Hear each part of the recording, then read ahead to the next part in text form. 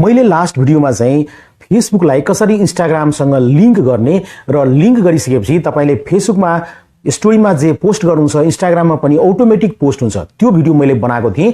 एकजना साथीले यसमा चाहिँ कमेन्ट गर्नुभएको थियो कि हामीले अनलिंक कसरी गर्ने, हामीले यो जुन लिंक गरेको सिस्टम रहेको छ यसलाई डिलिट कसरी गर्ने, रिमुभ कसरी गर्ने, त्यो पनि भिडियो बनाउनुस् भनेर भन्नुभएको छ। त्यसैको लागि चाहिँ आज मैले यो भिडियो ल्याएको छु। साथीहरु, आजको यो भिडियोमा म देखाउन गएको छु यदि तपाईले आफ्नो फेसबुक एकाउन्ट र इन्स्टाग्राम एकाउन्टलाई लिंक गर्नुभएको छ भने र फेसबुकमा जे शेयर गर्नुहुन्छ त्यो चाहिँ इन्स्टाग्राममा पनि शेयर हुन्छ भने यसलाई कसरी हटाउन सक्नुहुन्छ, कसरी अनलिंक गर्न सक्नुहुन्छ, यो जान्नको लागि यो भिडियोलाई अन्तसम्म हेर्नुहोला।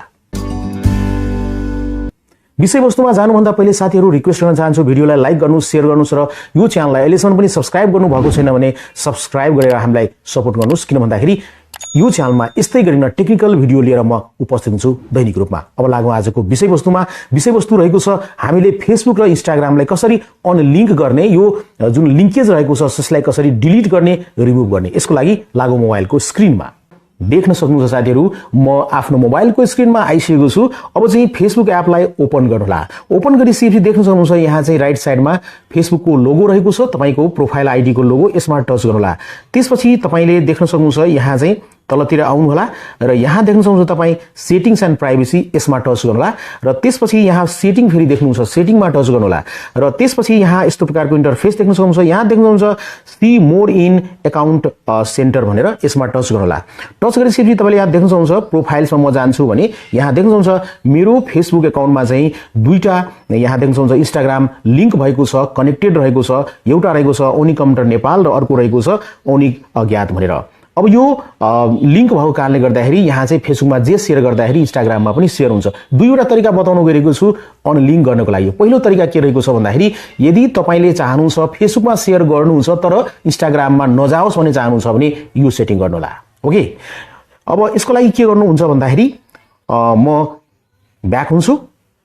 ब्याक भइसकेपछि यहाँ देख्नुहुन्छ शेयरिङ एक्रॉस प्रोफाइल हैन, यसमा म टच गर्छु र यहाँ देख्न सक्नुहुन्छ फेसबुकलाई टच गर्नुहोला र टच गरिसकेपछि यहाँ देख्न सक्नुहुन्छ यहाँ दुईटा इन्स्टाग्राम मेरो कनेक्टेड रहेको छ, share from Facebook share to Instagram हैन।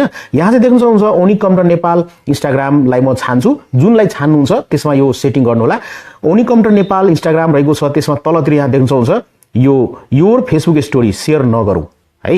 त्यसमा तपाईले पोस्ट पनि शेयर गर्नुहुन्न भने यसलाई पनि अफ गरिदिनुस्, तपाईले रिल पनि शेयर गर्नुहुन्न भने यसलाई अफ गर्नुस्। अब तपाईले फेसबुकमा शेयर गर्नु छ भने तपाईको इन्स्टाग्राम रहेको छ ओनिकम्प्युटर नेपाल, यसमा चाहिँ शेयर हुँदैन साथीहरु हैन, लिंक रहन्छ तर शेयर हुँदैन।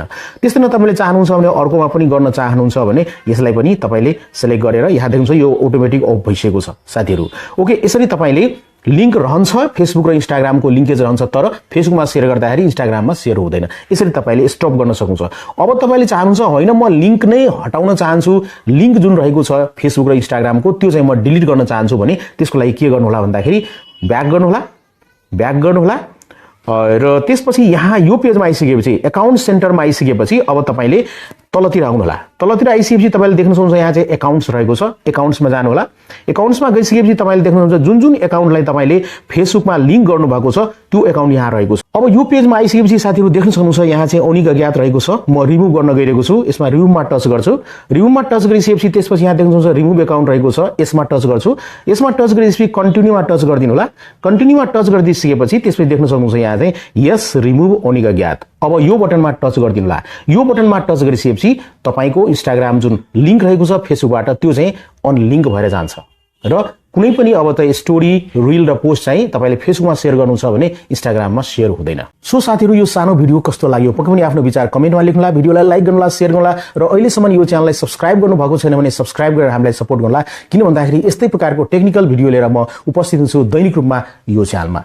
यहाँहरुको समय एकदम नै शुभ होस् भन्दै आजको यो भिडियोबाट म बिदा लिन चाहन्छु। Take care, good by, Jay Nepal.